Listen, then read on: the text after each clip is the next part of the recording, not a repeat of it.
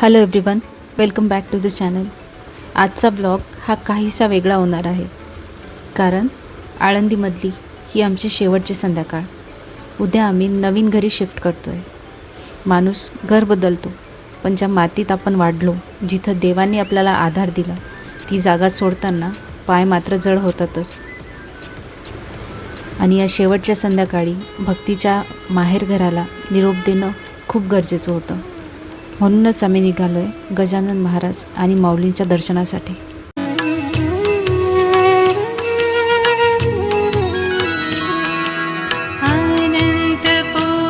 महाराजांच्या मंदिरात पाऊल टाकलं की एक वेगळंच बळ मिळते.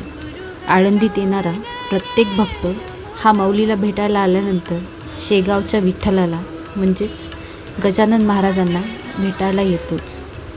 या मंदिराशी आमच्या खूप साऱ्या आठवणी जुळलेल्या आहेत. अमायाचा जन्म हा आळंदीमधलाच, त्यामुळे जेव्हा तिला 1 महिना पूर्ण झालेला तेव्हा आम्ही तिला महाराजांच्या दर्शनासाठी घेऊन आलेलो. वेळ किती पटापट निघून जाते ना, असं वाटतं.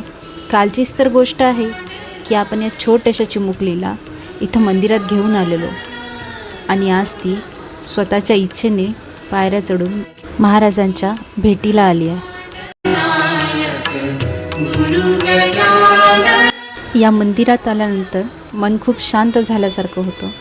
जणू काही महाराजांनीच आपल्याला इथं बोलून मन मोकळं करायला सांगितलं आहे.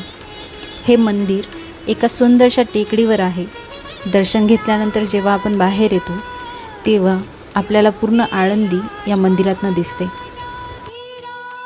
इथल्या प्रत्येक कोपऱ्यात एक शिस्त आहे आणि हवेत गणगणगणात बोतेचा सुगंध.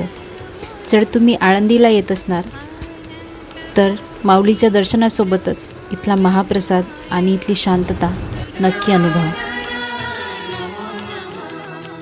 माया वर बघ, वर.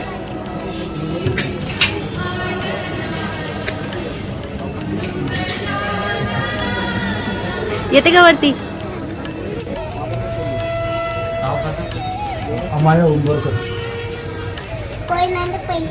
ओले बापले.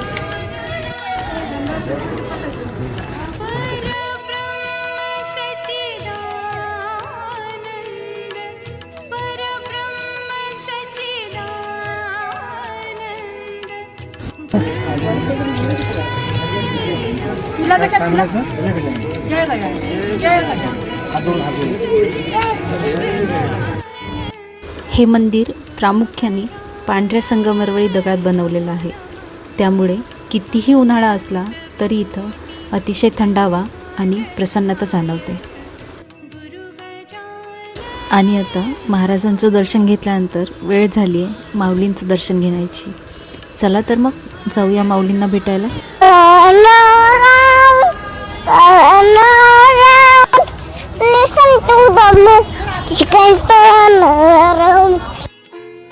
रामकृष्ण हरी. भक्तांसाठी माऊली हे फक्त दैवत नसून त्यांचे मायबाप आहेत. या गल्ल्यांमधून आत्तापर्यंत आम्ही शेकडो वेळेस फिरलो, पण आजचा स्पर्श काहीतरी वेगळाच सांगतोय. अमायाकडे बघून जाणवतं की तिलाही या वातावरणाची सवय झाली. माऊलींच्या दारात आम्ही पोहोचलो आणि वेळही इतकी साजेशी होती की आम्ही आरतीच्या वेळेलाच पोहोचलो.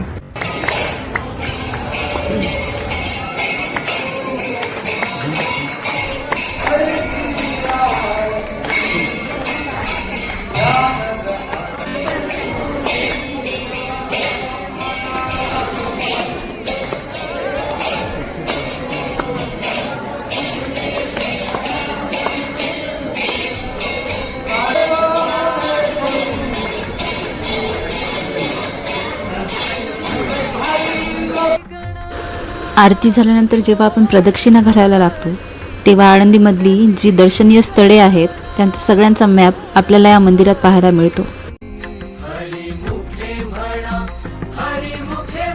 आणि हे आहे आदिशक्ती मुक्ताबाई यांचं मंदिर, ज्या माऊलींच्या पाठीशी नेहमी खंबीरपणे उभ्या होत्या. मुक्ताईंच्या मंदिरासमोरच महाराजांनी संजीवन समाधी घेतल्याचा प्रसंग कोरण्यात आलेला आहे. इथं एक ग्रामदैवत सिद्धेश्वराचं मंदिरही आहे. आणि हा आहे सुवर्ण पिंपळ. माऊलींचे बाबा विठ्ठलपंत यांनी जेव्हा संन्यास सोडून पुन्हा एकदा सांसारिक जीवनाकडे प्रवेश केला तेव्हा समाजाने त्यांना आणि त्यांच्या कुटुंबांना वाळीत टाकले होते. त्याचे प्रायश्चित्त म्हणून माऊलींच्या आईंनी या पिंपळाला 1.25 लाख प्रदक्षिणा घातल्या होत्या. 21व्या वर्षी जेव्हा ज्ञानेश्वर माऊली समाधी घ्यायला निघाले होते तेव्हा त्यांच्या हातातली काठी त्यांनी एका ठिकाणी रोवली. पुढे त्या काठीला पालवी फुटून त्याचं अजान वृक्षात रूपांतर झालं आणि हीच ती अजान बाग. असं म्हणतात की या झाडाच्या खाली आपण जे काही वाचू नाहीतर स्टडी करू ते आपल्या कायमचं लक्षात राहतं. मंदिराच्या विना मंडपात आपल्याला एक डिजिटल डिस्प्ले लावलेला दिसतो ज्यामध्ये माऊलींचं मुखदर्शन आणि कळसदर्शन होते. आळंदीमधले काही क्षण हे आयुष्यभर लक्षात राहण्यासारखे आहेत, जसं की माऊलींचा दिव्य पालखी सोहळा जो इथं असताना आम्ही अगदी जवळून अनुभवला. कार्तिकी एकादशीची ती लगबग, ते वारकरी आणि तो दिव्य भजन सोहळा, इंद्रायणी घाटावर असलेला दीपोत्सव, लाखो दिव्यांची ती अखंड ज्योत.